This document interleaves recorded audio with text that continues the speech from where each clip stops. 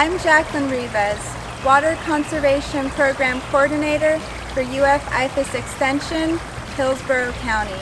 I want to remind you that Hillsborough County is growing, and so is our demand for water resources, but you can still have a beautiful landscape.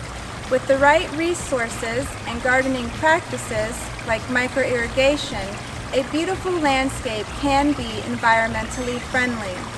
Our microirrigation workshops show you that with simple practices, you can conserve water, save money, and reduce plant pests.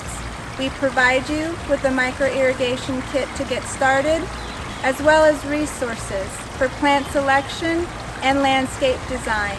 It really is a great program for anyone wanting to conserve water or improve their landscapes.